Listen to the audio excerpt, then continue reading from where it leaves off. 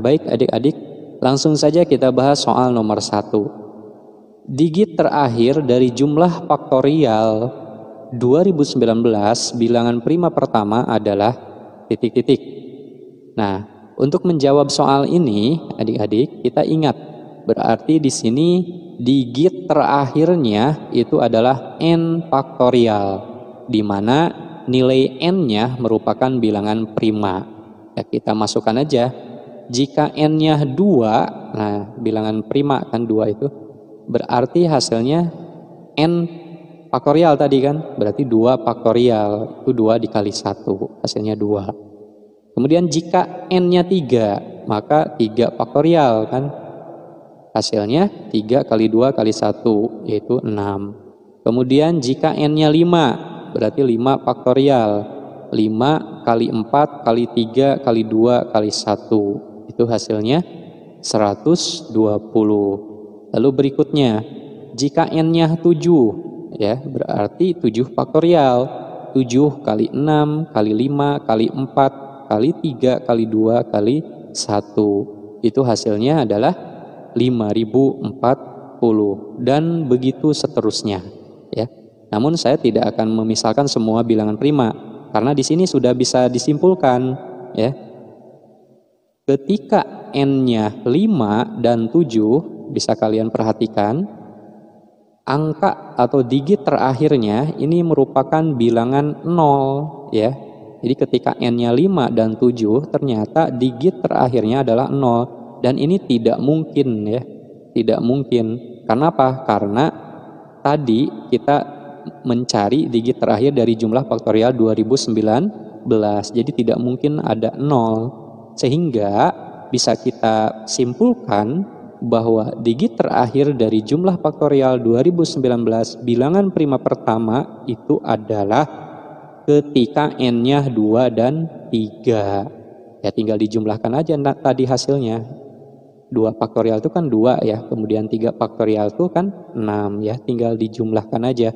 2 ditambah 6 itu hasilnya adalah 8. Jadi jawabannya D ya, 8. Lanjut ke soal nomor 2. Diberikan segi 5 ABCDT, titik E dan F di dalam segi 5, sehingga segitiga ABE dan CDF sama sisi. Besar sudut ECF adalah titik-titik. Nah, adik-adik, untuk menjawab soal ini kita gambar dulu ya segi 5 ABCDT. Dan ini harusnya beraturan ya, karena kalau tidak beraturan ini susah dihitungnya. Ya, kita buat segi 5 ABCDT. Kemudian kita buat titik E dan F ini di dalam segi 5 ya tadi, sehingga segitiga ABE dan CDF-nya itu sama sisi. Ya, kita buat seperti ini misalnya ya. Ada segitiga ABE dan segitiga CDF ya. Dan semua segitiga ini sama sisi, baik ABE ataupun CDF ya. Nah, berikutnya kita harus tahu dulu berapa besar sudut yang dimiliki semua titik-titik yang ada di segitiga ini. Nah, bagaimana caranya? Perhatikan di segi 5 dulu ya. Segi 5. Kalau kita buat di segi 5 ini, atau kita lihat ya, kita lihat terdiri dari 5 buah segitiga ya. Nah, kita ingat bahwa segitiga itu besar sudutnya adalah 180 ya, tinggal dikali saja. Tinggal dikali berarti seluruhnya besar sudut segi 5 ini itu 5 kali 180, yaitu 900 derajat ya. Nah, untuk mengetahui berapa sudut ABC ya di sini nih, ABC, maka tinggal dikurangi saja nih, tinggal dikurangi saja. Pertama dari 900 itu kurangi sudut lingkaran ya. Lingkaran itu kan 360, itu 540, kemudian dibagi 5 ya, karena ada 5 bagian sudut yang ingin kita ketahui. Itu hasilnya adalah 108 derajat ya. Jadi ABC itu sudutnya adalah 108 derajat. Kemudian tadi kan di soal diketahui segitiga ABE ya, ABE itu kan sama sisi. Nah, kalau sama sisi berarti semua sudutnya 60. Artinya sudut ABE itu adalah 60. Sehingga kita peroleh sudut EBC-nya ya atau CBE-nya itu adalah 108 dikurangi 60 yaitu 48 derajat. Nah, kalau kita perhatikan ternyata segitiga yang di sini nih itu sama kaki ya. Berarti sudut EBC dengan sudut BCF itu sama yaitu 48 derajat. Lalu perhatikan dari sini kita dapat atau memperoleh ya, bisa memperoleh besar sudut BCE dari mana? 180 ya dikurangi 48 lalu dibagi 2. Itu hasilnya adalah 66 derajat. Nah, yang ditanyakan itu adalah besar sudut ECF ya, ECF. Dari mana kita perolehnya? Tadi kita lihat di sini.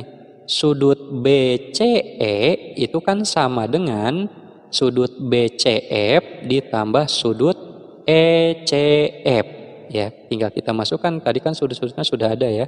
Sudut BCF tadi BCE ya, Sudut BCE itu 66 derajat, kemudian sudut BCF 48 derajat, sudut ECF, nah ini yang kita cari ya, sudut ECF-nya.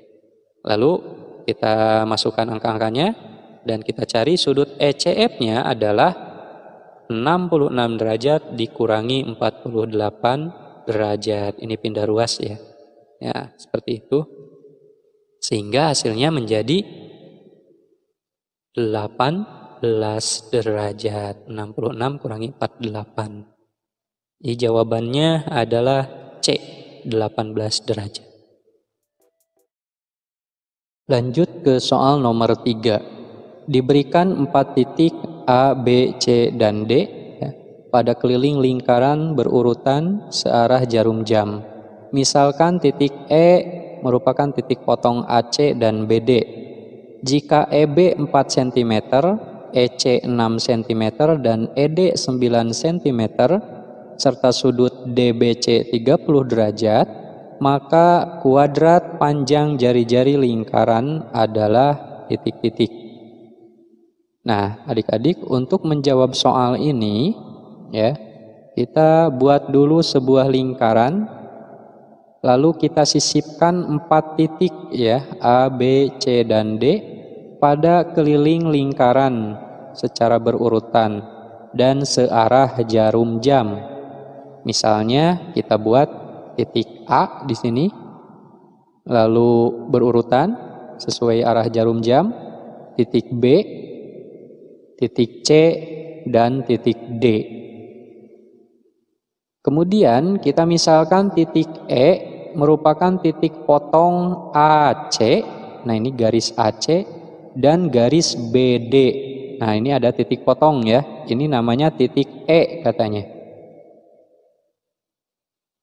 Kemudian jika EB-nya 4 cm, kemudian EC-nya 6 cm, dan ED-nya 9 cm, ya. Lalu sudut DBC, nah ini DBC 30 derajat.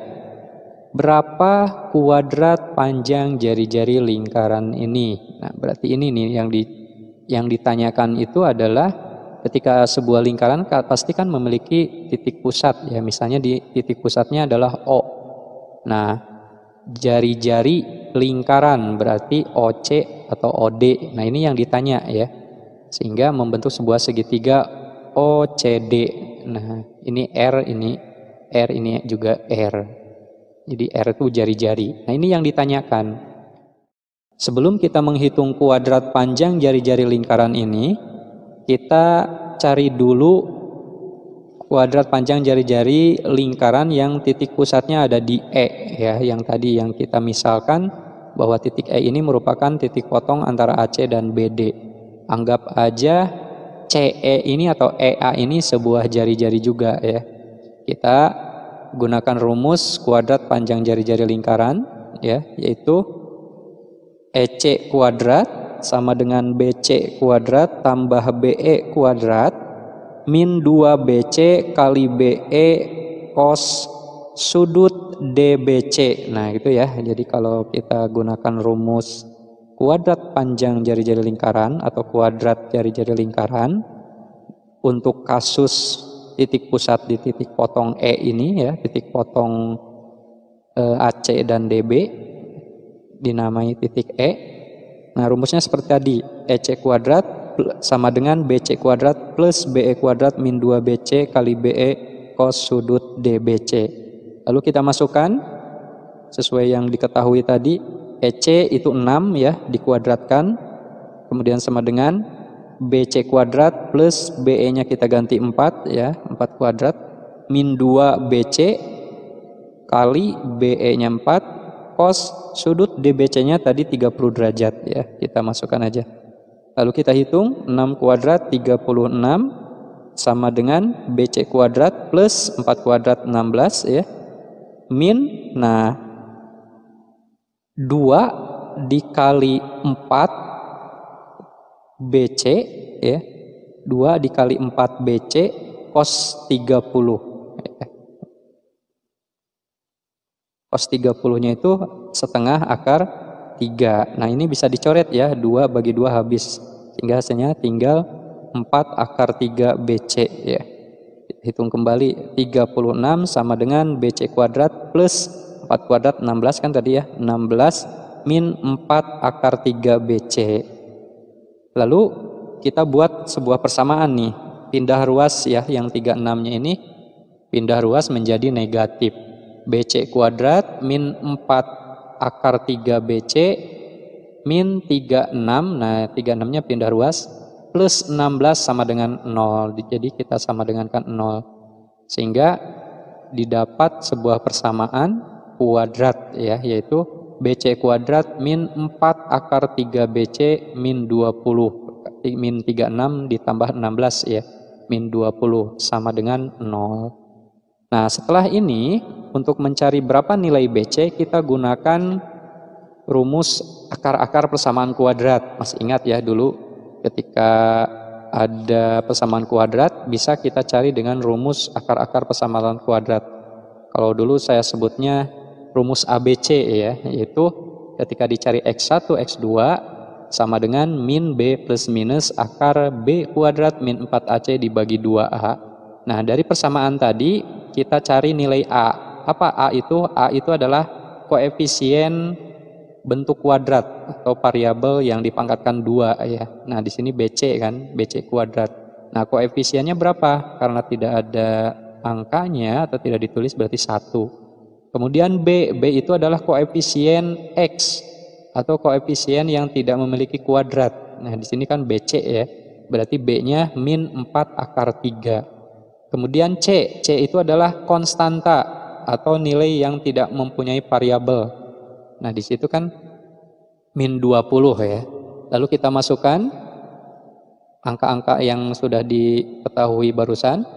Min B berarti min dikali min 4 akar 3 ya. Langsung aja berarti hasilnya plus ya.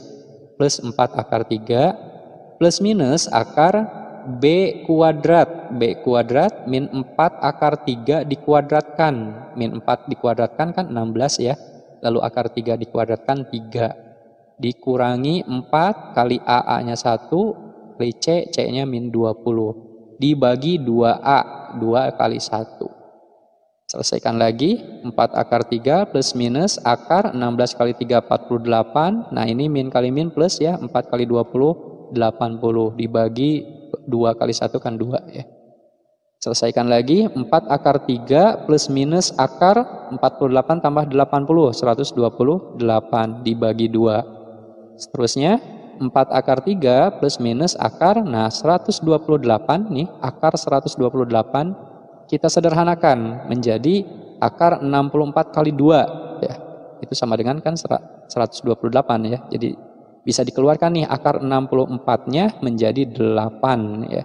8 akar 2. Sehingga bisa dibagi 2 nih semuanya. 4 bagi 2 menjadi 2 hasilnya ya, 2 akar 3 plus minus 8 bagi 2 4 akar 2. Jadi BC-nya atau X1 dan X2-nya untuk persamaan kuadrat, kalau di sini BC1 dan BC2-nya berarti 2 akar 3 plus minus 4 akar 2. Nah, karena yang ini merupakan jari-jari lingkaran, berarti diambil yang positif ya, yaitu 2 akar 3 plus 4 akar 2. Nah, itu BC-nya. Setelah diperoleh nilai BC, nah sekarang kita langsung cari deh kuadrat panjang jari-jari lingkaran yang ini ya. Dengan rumus R kuadrat atau OC ya, bisa OD juga bisa CD, pokoknya R kuadrat sama dengan BC kuadrat plus DB atau BD ya, BD kuadrat min 2BC kali BD dikali cos sudut C. Nah, sudut C ini sama ya, sama yaitu besarnya berapa? 30 derajat. Lalu kita hitung ya, BC kuadrat tadi berapa? 2 akar 3 plus 4 akar 2 dikuadratkan ya. Plus BD. Nah, BD-nya kan belum diketahui nih. Ya tinggal dicari aja ya. BD itu kan sama dengan EB ditambah ED ya. EB-nya 4, kemudian ED-nya 9, 13 ya dijumlahkan. Sehingga BD-nya kita ganti 13 kuadrat. Min 2 BC-nya masukkan tadi 2 akar 3 plus 4 akar 2 kali BD 13 dikali cos 30 setengah akar 3 ya. Nah, ini 2 bagi 2 bisa habis, sehingga kita cari atau kita selesaikan 2 akar 3 plus 4 akar 2 dikuadratkan. Nah, caranya kayak gini ya. Jadi satu-satu kita kuadratkan. 2 akar 3 dikuadratkan, itu kan 2 kali 2, 4 ya, akar 3 dikuadratkan 3, jadi 4 kali 3 ditambah, nah yang pangkat 2 ini kalikan semuanya, 2 dikali 2 akar 3 hasilnya 4 akar 3, lalu dikalikan dengan 4 akar 2 hasilnya 16 akar 6, lalu ditambah 4 akar 2 nya sekarang, 4 akar 2 dikuadratkan, 4 kuadrat itu 16, akar 2 dikuadratkan 2 ya. Ditambah 13 kuadrat itu 169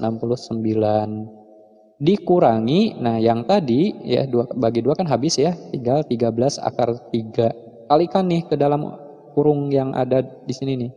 Jadi 13 akar 3 dikali 2 akar 3 hasilnya 26 akar 9, kemudian 13 akar 3 dikali 4 akar 2 hasilnya 52 akar 6. Kita selesaikan lagi ya, 16 akar 6 ini kita tulis kembali, lalu 4 kali 3 12, 16 kali 2 32 ditambah 169 kurangi 26 akar kali akar 9 ya, akar 9 itu kan 3 ya, dia 26 kali 3 78 tambah 52 akar 6. Kita selesaikan lagi, 16 akar plus 12 tambah 32 itu hasilnya 44 tambah 169 hasilnya 213 dikurangi 17 dikurangi 78 lalu dikurangi lagi 52 akar 6 karena posisinya di sini dalam kurung ya, dikurangi min kali plus min kan ya. Lalu selesaikan lagi. Nah, yang 213 dikurangi 78 itu 135 ya. Lalu 16 akar 6 bisa dikurangi dengan 52 akar 6 karena akarnya sama. Hasilnya min 36 akar 6. Jadi jawabannya adalah yaitu 135 min 36 akar 6. Lanjut ke soal nomor 4. Banyaknya 5 segitiga yang dapat dibentuk dari menghubungkan 4 titik sudut prisma tegak segi 6 reguler. Panjang semua rusuknya sama ya. Dengan volum minimum adalah titik-titik. Nah ini ya, kita akan menghitung berapa banyaknya limas segitiga yang dapat dibentuk dari menghubungkan 4 titik sudut prisma tegak segi 6 yang beraturan gitu ya.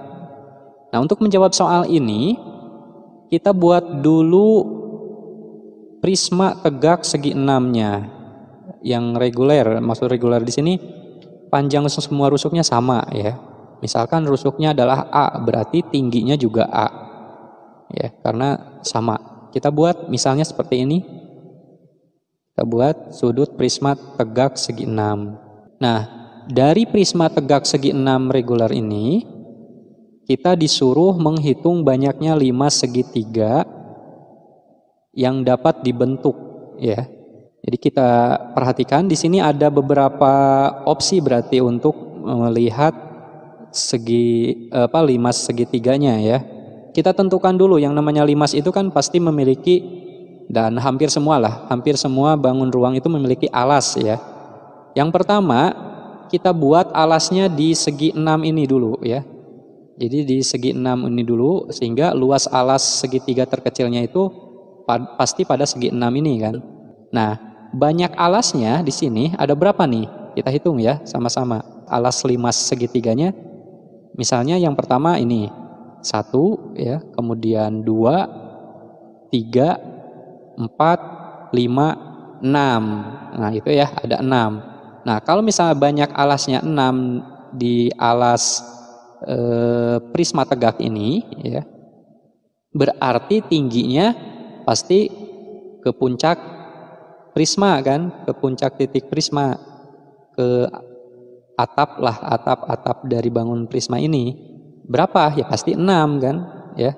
Ketika alas yang ini ya misalnya, maka tingginya pasti ke titik yang atas juga gitu. Pasti ada 6 juga. Nah, sekarang letak alasnya ada berapa?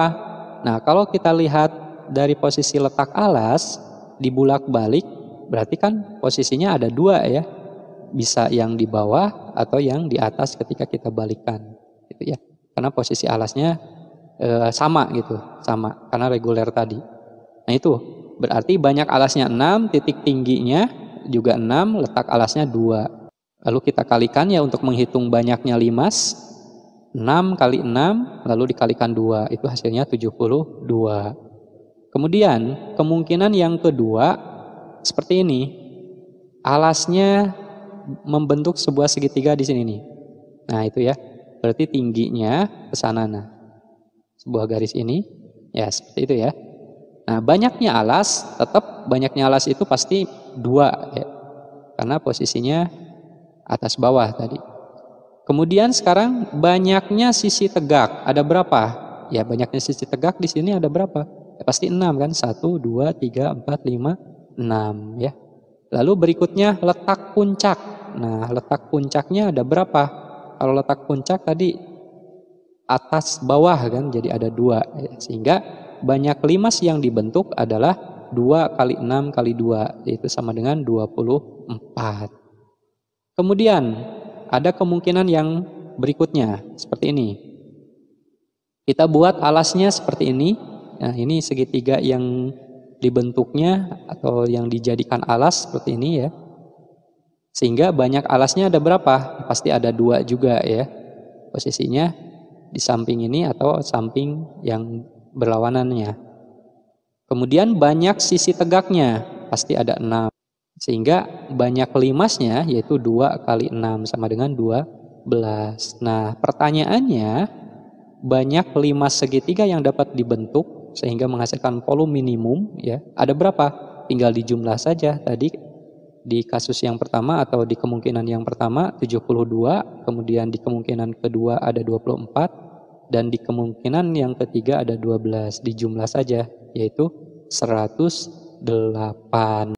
Lanjut ke soal nomor 5. Banyak cara menyusun huruf dan angka A, B, 1, 2, alif dan ba ya, sehingga huruf A di sebelah kiri B, angka 1 di sebelah kiri 2, dan huruf ba di sebelah kiri alif adalah titik-titik.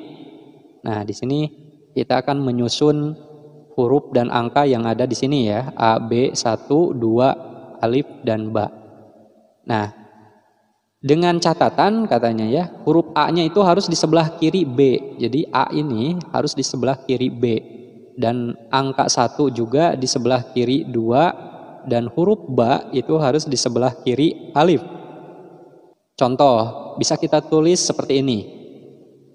AB ya, 1, 2, ba, alif gitu ya. Atau A1, ba, 2, B, alif. Nah gitu ya.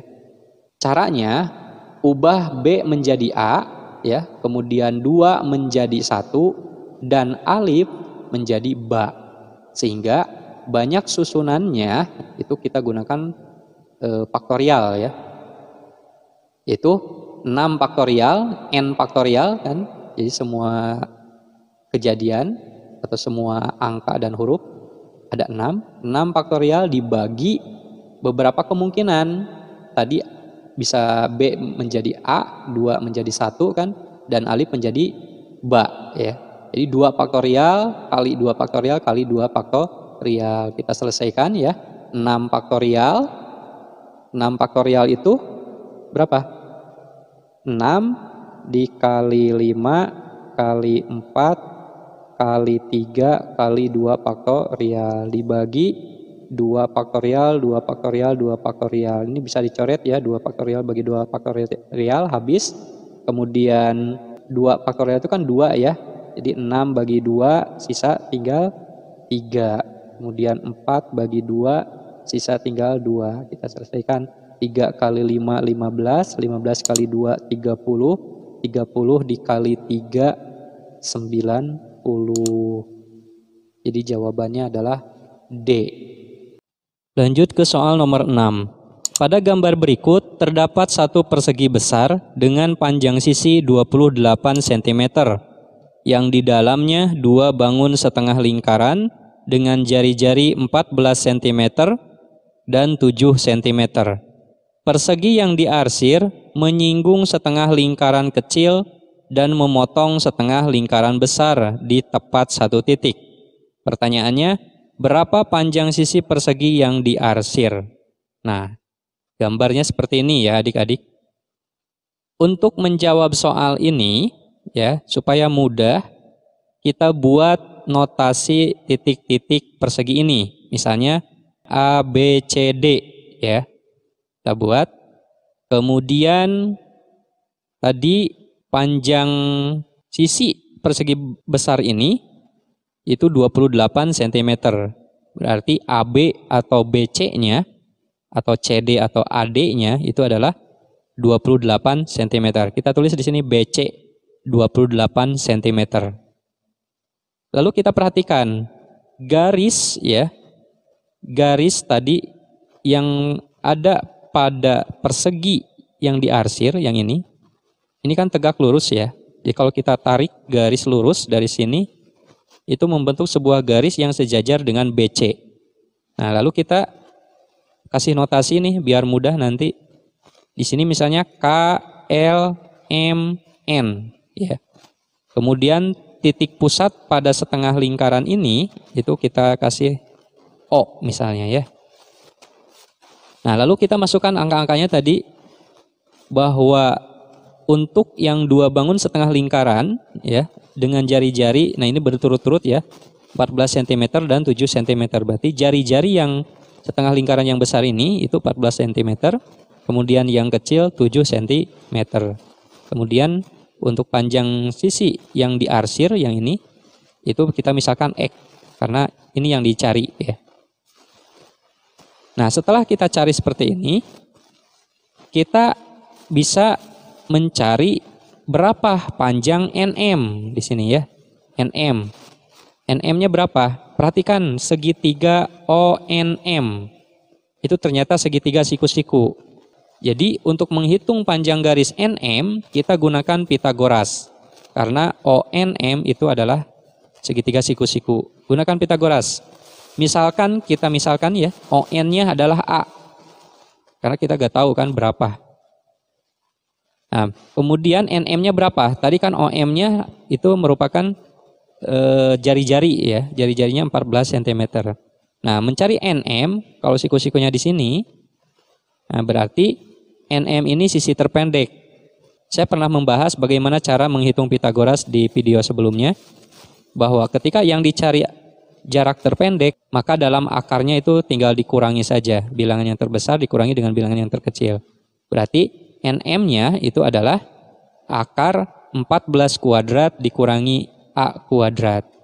Ya, kita selesaikan dulu yang ini NM-nya sama dengan 14 kuadrat itu 196 dikurangi A kuadrat.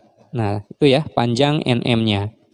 Lalu berikutnya, setelah diketahui panjang NM, kita juga bisa mengetahui panjang garis OB. Ya, OB. Dari mana? Nah, tadi ON itu kan kita misalkan A, ya. Kemudian NB ini kan sama saja dengan sisi garis yang ada pada segitiga yang diarsir ya. Kita misalkan X lah. Berarti panjang OB itu adalah A ditambah X sama dengan 14. Sehingga bisa kita sederhanakan, ternyata bahwa nilai A itu adalah 14 dikurangi X. Ya. Terus selanjutnya, tadi kita ketahui bahwa sisi panjang pada persegi ini yang paling besar itu 28 cm. BC ya. BC-nya itu 28 cm. Berarti KN juga ya, KN juga itu 28 cm. Nah, sementara KN ini terdiri dari beberapa garis. Kita perhatikan 7 ya. Jadi kita bisa menghitung KN nih. KN sama dengan 7 ditambah, nah ini LM itu X tadi kita misalkan ya.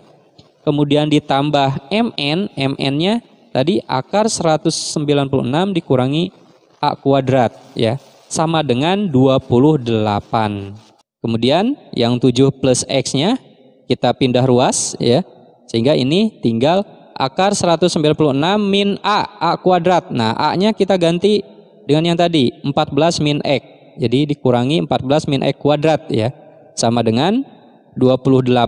Nah 7-nya pindah ruas menjadi min 7. Kemudian X-nya juga pindah ruas jadi min X. Lalu kita hilangkan akarnya ya. Dengan cara mengkuadratkan semua ruas ya. Ruas kiri dan ruas kanan. Nah yang akar 196 min 14 min X kuadrat itu kita kuadratkan menjadi hilang akarnya. Sehingga menjadi 196 min 14 min X kuadrat sama dengan 21 min X-nya menjadi 21 min X kuadrat. Kemudian kita selesaikan lagi 196. Nah 14 min X kuadratnya kita kuadratkan 14-nya. 14 kuadrat itu 196. Lalu 2 dikali 4 dikali min X itu min 2X ya. Dan min X-nya kita kuadratkan menjadi plus X kuadrat. Sama dengan, nah ini juga sama, 21 kuadrat itu 441 ya. Kemudian 2 dikali 21 itu 42 kali min X, hasilnya min 42X. Dan min X-nya kita kuadratkan plus X kuadrat. Ya. Nah, perhatikan di sini, ini ada dalam kurung ya, berarti tandanya harus kita perhatikan. 196, nah yang ini min 196, kemudian min kali min plus ya, jadi plus 28X min X kuadrat. Sama dengan 441 min 42X plus X kuadrat. Nah itu kalau kita tulis lengkap ya. Tapi kalau adik-adik sudah paham bisa langsung aja. Kita hitung 196 kurangi 196 habis ya. Tinggal plus 20X min X kuadrat sama dengan 441 min 42X plus X kuadrat. Nah yang punya X dan X kuadrat kita satukan. Sehingga hasilnya menjadi 28 tambah 42 itu 70 ya, jadi 70X sama dengan nah 441 ditambah 2X kuadrat ya, X kuadrat tambah X kuadrat. Lalu kita buat menjadi persamaan kuadrat ya, kita nolkan nih. Sehingga menjadi 2X kuadrat min 70X plus 441 sama dengan 0. Nah ya, pindah ruas 70-nya jadi negatif. Nah, setelah menjadi persamaan kuadrat, berapa nilai X? Ingat, kita gunakan rumus ABC. Ya, ini juga sudah saya bahas di video sebelumnya. Bagaimana kita cari nilai A-nya dulu dari persamaan kuadrat ini. Nilai A-nya berapa? A itu adalah koefisien X kuadrat, berarti 2 ya. Kemudian B-nya koefisien X, min 70. Dan C-nya konstanta, 441. Kita masukkan ke dalam rumus ABC, X12-nya sama dengan min B plus minus akar B kuadrat min 4AC dibagi 2A. Nah, masukkan angka-angkanya. Min B, B-nya min, ya min kali min plus jadi 70, plus minus akar min B kuadrat min 70 kuadrat, min 4 kali A 2, ya A-nya, C-nya 441, dibagi 2 kali 2, A-nya 2 kan. Kita hitung sama dengan ya 70 plus minus akar min 70 dikuadratkan, min kali min plus ya, 70 kali 70 4.900 ya, 7 kali 7 49 lah ya, kali tambahan 0 nah. Kemudian min 4 kali 2 dikali 441 itu min 3.528 dibagi 2 kali 24 ya. Kita selesaikan lagi, 70 plus minus akar 4.900 dikurangi 3.528 itu hasilnya 1.372 dibagi 4 ya. Kita selesaikan lagi, 70 plus minus akar. Nah, 1.372 kita sederhanakan. Itu 196 kali 7 ya, dibagi 4. Sama dengan 70 plus minus, nah akar 196-nya kita keluarkan menjadi 14. Akar 7 dibagi 4.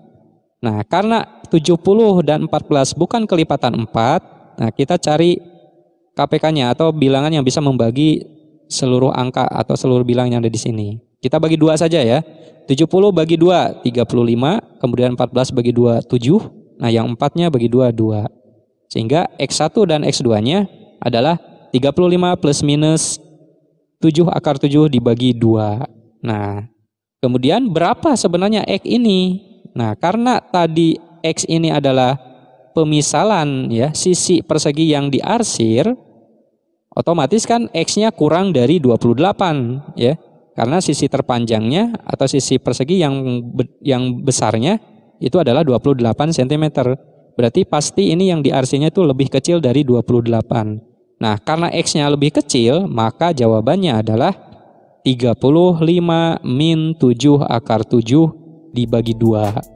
Lanjut ke soal nomor 7.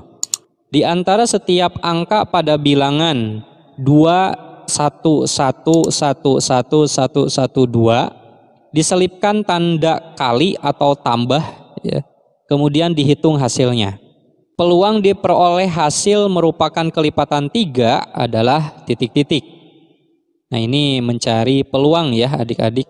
Untuk menyelesaikan soal peluang, kita ingat rumus peluang itu kan PA ya. Peluang kejadian A itu sama dengan NA dibagi NS ya. Kita cari dulu kejadian keseluruhannya atau NS-nya. Dari mana? Nah, dari sini nih. 2 1 1 1 1 1 1 2. Kita perhatikan. Tadi kan dari angka-angka ini akan diselipkan tanda kali atau plus ya. Misalkan kita bebas ya mau pilih kali atau plus. Biar mudah mencari kelipatan ketiganya ya, kelipatan tiganya kita jumlahkan saja.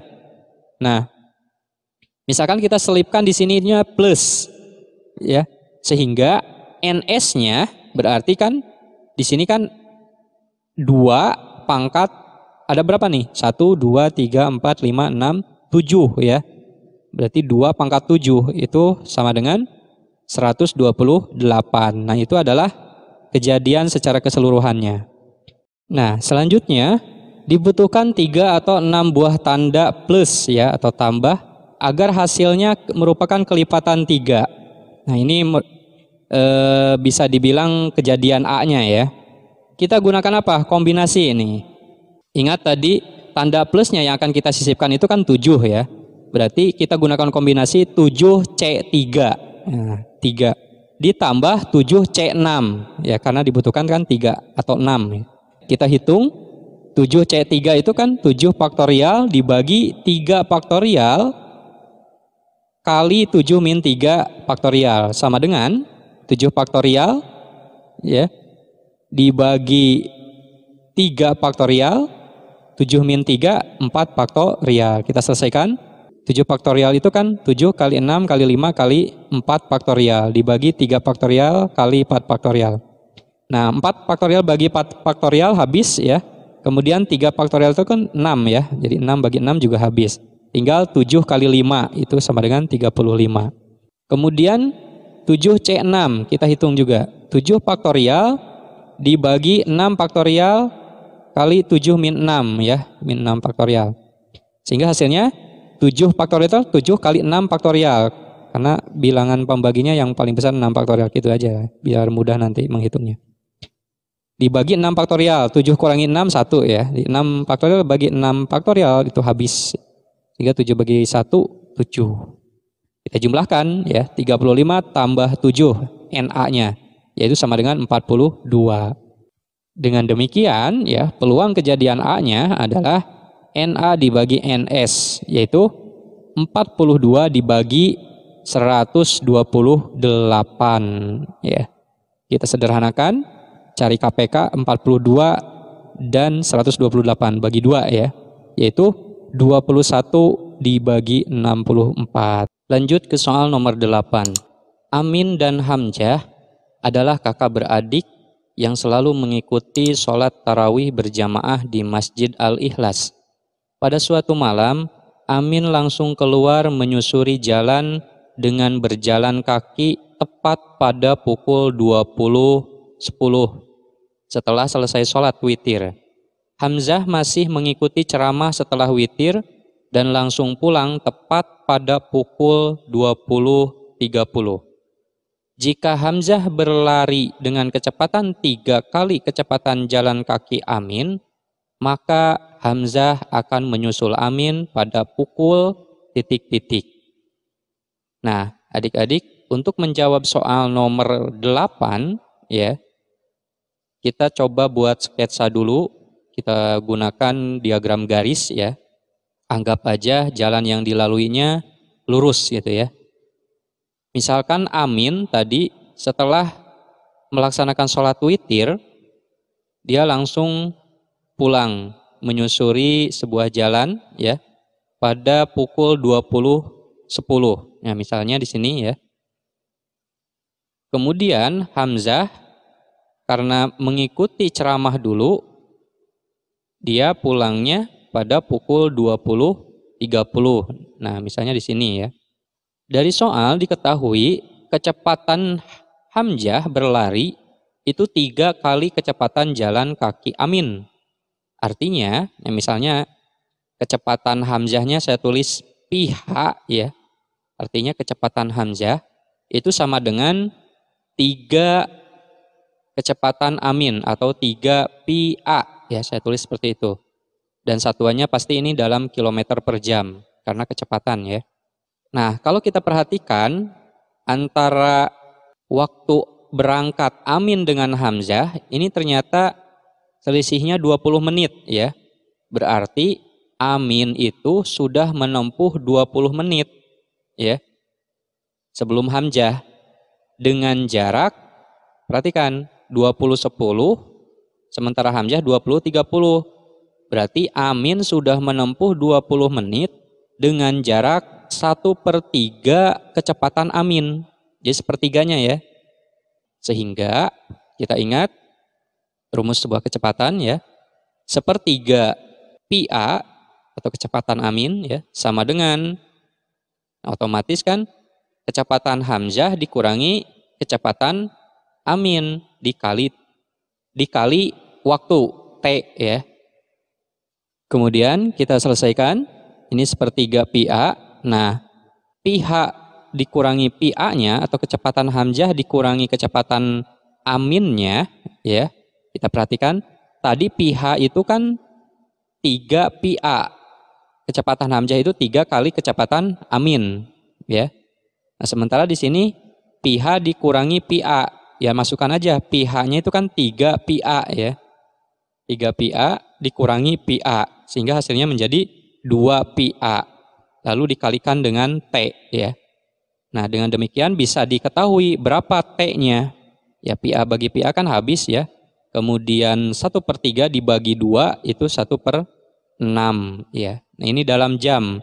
Kita rubah ke dalam menit kali 60 saja ya, yaitu 10 menit.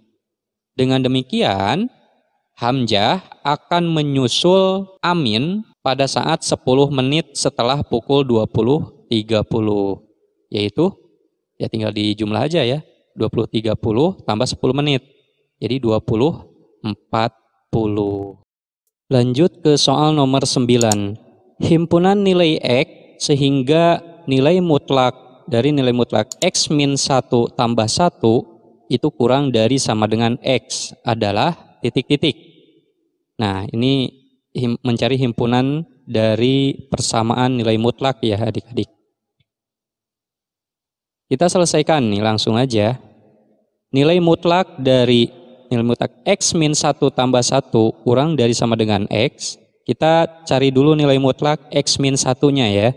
Artinya X min 1 dengan X lebih besar sama dengan 1 atau min X plus 1 dengan X kurang dari 1 ya. Kita cari untuk X-nya yang lebih besar sama dengan 1. Nilai mutlak X min 1 plus 1 kurang dari sama dengan X. Ya kita cari X min 1 plus 1. Min 1 plus 1 kan habis ya, tinggal X. Sehingga tinggal nilai mutlak X kurang dari sama dengan X. Nah, karena menghasilkan nilai mutlak X, maka ini kita cari lagi nilai mutlaknya. Nah, maka ini nilai X-nya juga ini terdiri dari X dengan X lebih besar sama dengan 0 atau min X dengan X kurang dari 0. Nah, untuk X yang lebih besar sama dengan 1 dan X lebih besar sama dengan 0, ternyata menghasilkan X-nya lebih besar sama dengan 1 ya. Dengan demikian himpunan penyelesaiannya sama dengan, nah nilai X-nya itu adalah X lebih besar sama dengan 1 ya. Kemudian untuk X yang lebih besar sama dengan 1 dan X kurang dari 0. Nah, kita masukkan min X kan. Berarti X-nya tidak ada ya. Maka himpunannya jelas tidak ada. Terus balik lagi ke atas karena udah selesai tadi. Untuk X yang kurang dari 1. Nah, yang ini. Berarti nilai mutlak min X plus 1 tambah 1 kurang dari sama dengan X. Ini hasilnya min X ya, nilai mutlak min X plus 2 kurang dari sama dengan X. Nilai mutlak min X plus 2 itu artinya kan min X tambah 2 dengan X kurang dari sama dengan 2 atau X min 2 ya dengan X lebih besar 2. Nah, sekarang kita cari untuk X-nya yang kurang dari 1 dan X-nya kurang dari sama dengan 2, ternyata nilai X-nya kurang dari 1 ya, kurang dari 1. Ya tinggal dimasukkan min X plus 2 kurang dari sama dengan X. Itu artinya kalau X-nya kita ganti 1 berarti min X 1 ditambah 2 itu hasilnya 1 ya. Sehingga nilai X-nya lebih besar sama dengan 1. Sementara tadi kan ini untuk X-nya kurang dari 1 dan X-nya kurang dari sama dengan 2. Berarti tidak ada yang memenuhi di sini. Maka himpunannya kosong juga. Terus untuk X kurang dari 1 dan X lebih besar dari 2. Ini udah jelas ya. X-nya tidak ada. Sehingga himpunan penyelesaian yang memenuhi nilai mutlak tadi adalah X, di mana X-nya lebih besar sama dengan 1. Lanjut ke soal nomor 10. Misalkan pembagi persekutuan terbesar dari X dan 2019 sama dengan total jumlah ayat pada 4 surat pertama dalam Al-Quran itu ditambah dengan 4. Jika X lebih besar dari 2019, maka X terkecil yang memenuhi adalah titik-titik.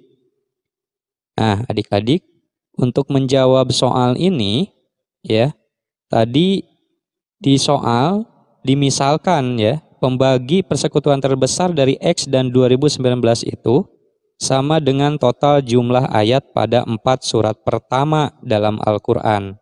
Nah, kita ingat ya, 4 surat pertama dalam Al-Quran itu kan Al-Fatihah, Al-Baqarah, Al-Imran, dan An-Nisa ya. Kita cek jumlah ayatnya. Untuk Al-Fatihah ada 7 ayat. Al-Baqarah ada 286 ayat. Al-Imran ada 200 ayat. Dan An-Nisa ada 176 ayat. Nah, kalau kita jumlahkan, ya, ini semuanya ada 669 ayat. Nah, kemudian kita misalkan, tadi kan pembagi persekutuan terbesar dari X dan 2019 itu sama dengan total jumlah ayat pada 4 surat pertama dalam Al-Quran. Nah, yang ini ya, 669 ditambah 4.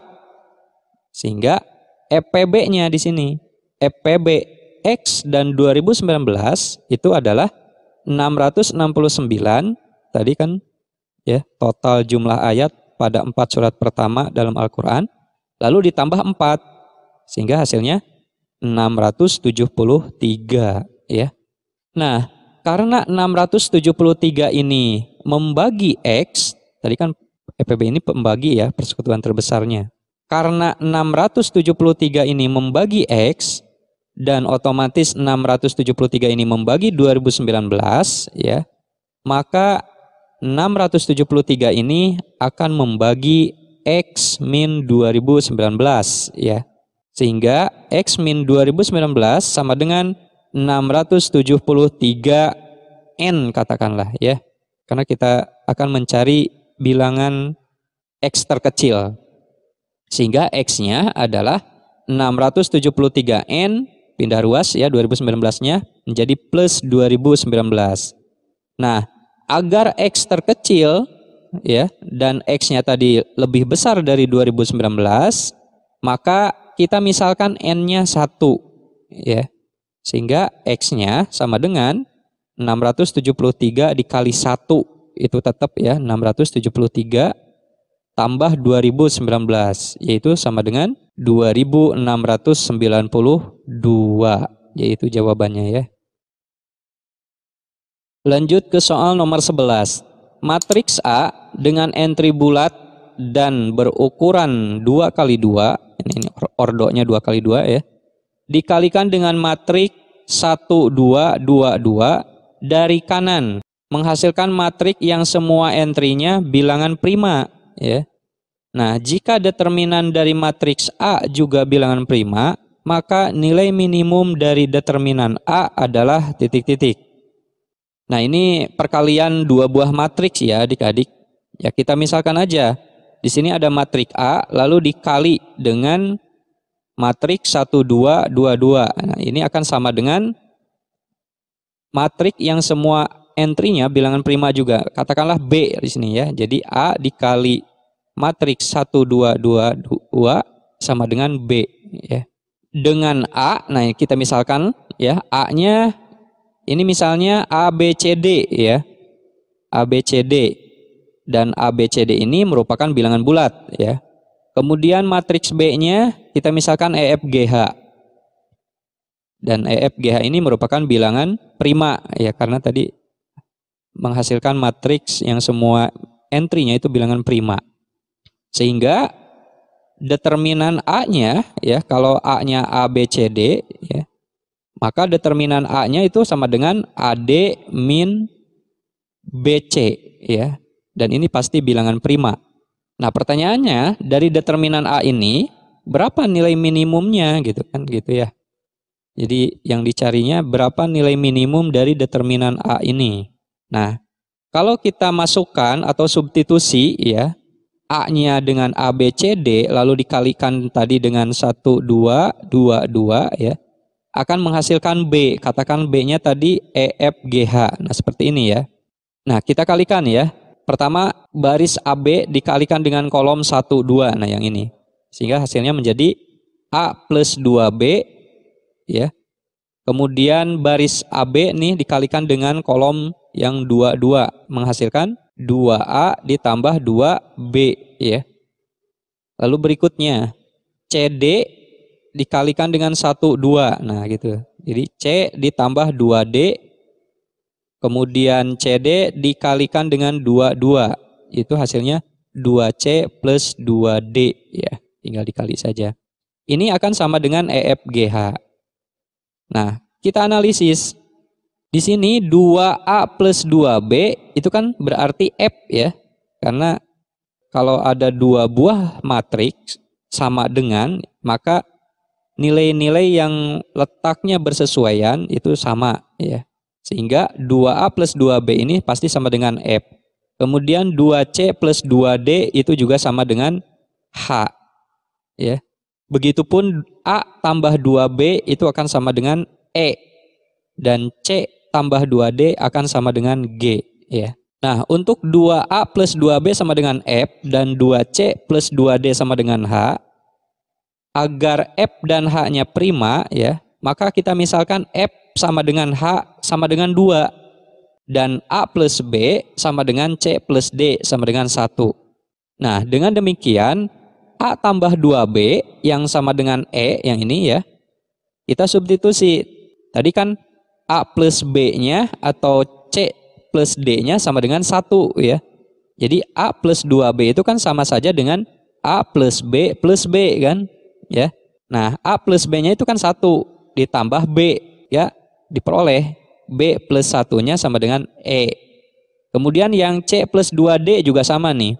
C plus 2D itu kan artinya C plus D gitu ya. Nah, C plus D-nya tadi kita misalkan 1, sehingga D plus 1 sama dengan G ya di sini. Nah, agar E dan G prima ya, maka B sama dengan D sama dengan 1, atau B sama dengan D sama dengan bilangan genap. Akibatnya 1 plus B dan 1 plus D merupakan bilangan ganjil, sementara 1 min B dan 1 min D merupakan bilangan prima genap ya. Sehingga di sini ada dua kasus. Nah, kasus yang pertama, B sama dengan D sama dengan 1 ya. Nah, kalau misalnya B dan D-nya 1, maka A dan C-nya sama dengan 0 gitu kan. Sehingga determinan A-nya adalah 0 kan. 0 kali 1, 0. Dikurangi 0 kali 1, 0 juga. Nah, ini tidak mungkin ya. Kemudian yang kasus kedua, B sama dengan D, ini merupakan genap ya. Nah, maka misal B-nya 2M dan D-nya 2N ya. Dengan demikian matrik A-nya menjadi, nah tadi kan untuk yang genap itu 1 min B ya. Untuk A-nya 1 min B ya. Berarti 1 min 2M ya.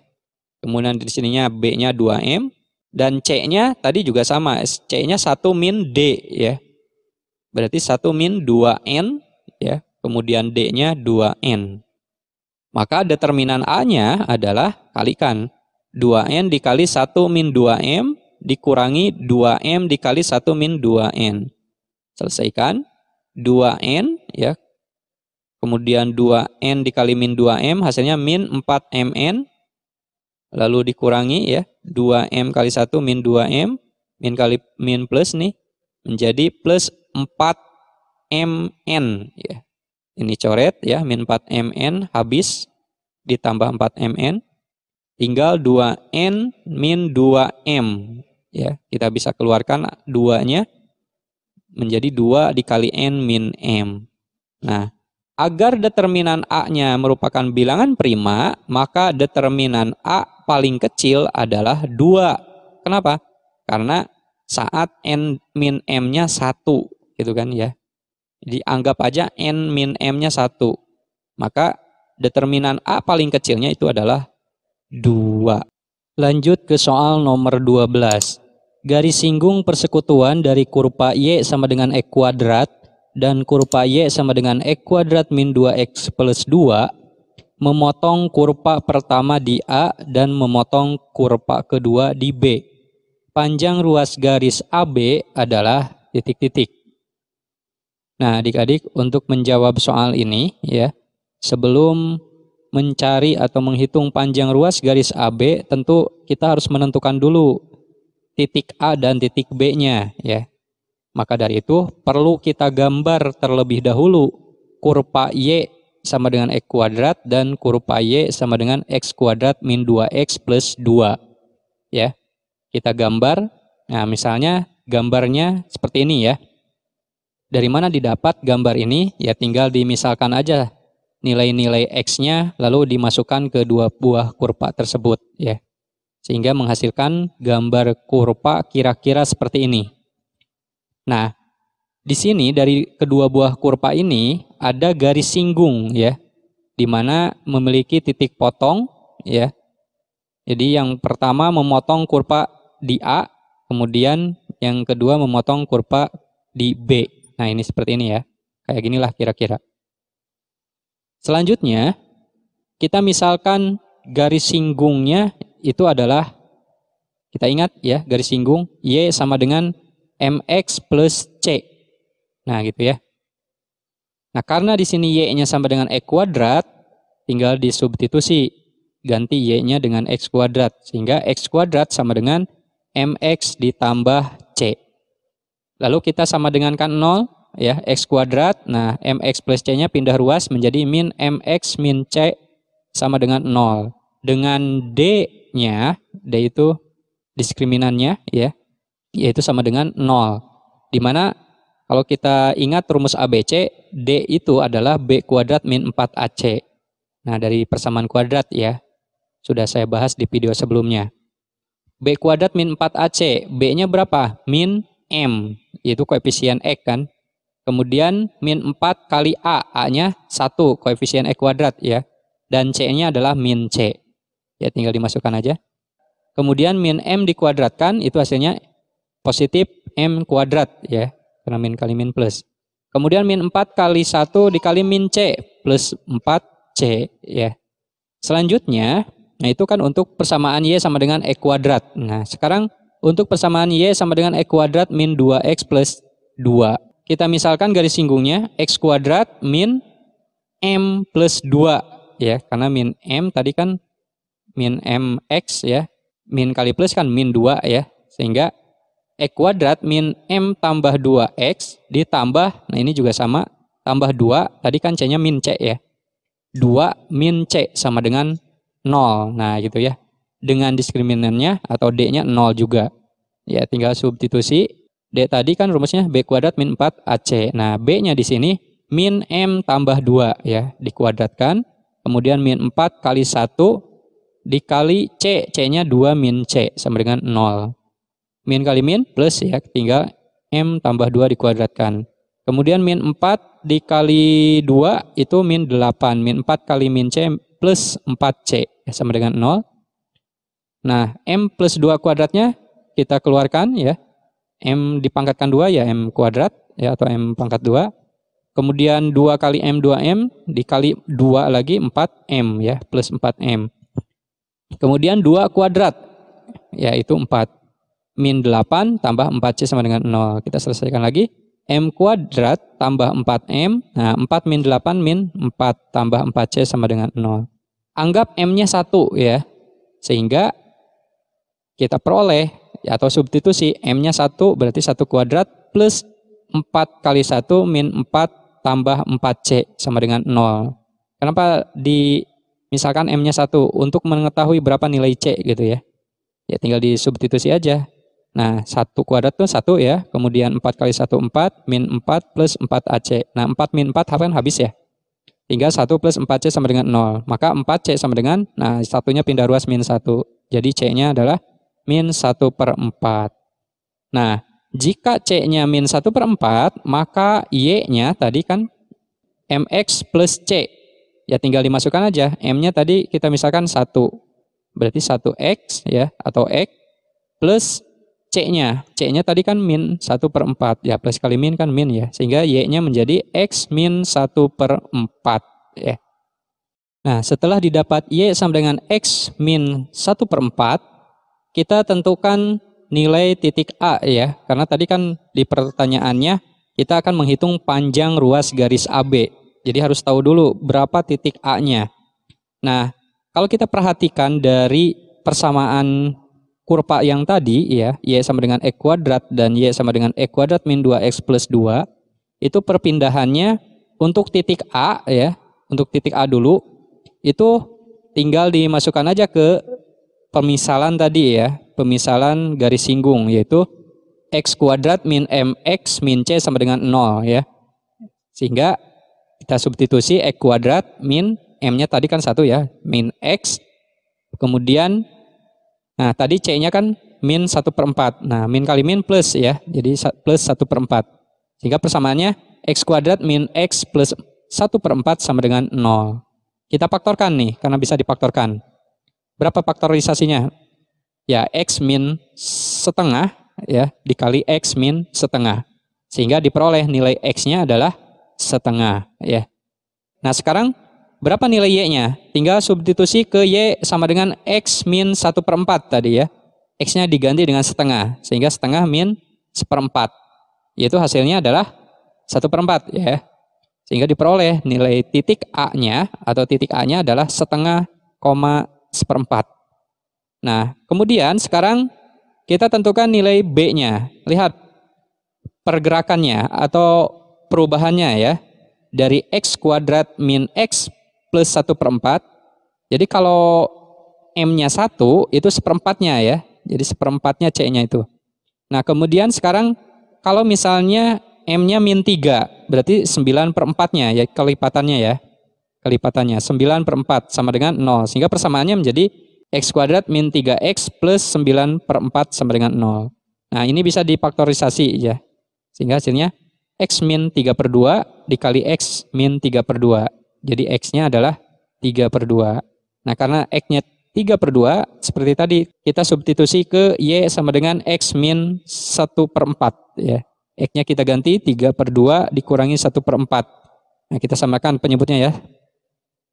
4 bagi 2 kan 2 ya, 2 kali 3 6, kemudian 4 bagi 4 1 kali 1 ya 1, 6 kurangi 1/4, sehingga Y-nya adalah 5/4. Maka diperolehlah titik B, X-nya 3/2, ya Y-nya 5/4. Nah sekarang bisa kita cari berapa panjang AB ya, menggunakan rumus akar XB min XA kuadrat ditambah YB kurangi YA kuadrat. Nah gitu ya. Tinggal dimasukkan angka-angkanya. XB-nya tadi berapa? 3/2 dikurangi XA. 1/2 ya, dikuadratkan. Kemudian ditambah YB-nya. 5/4 dikurangi YA. 1/4 kuadratkan. Kita selesaikan.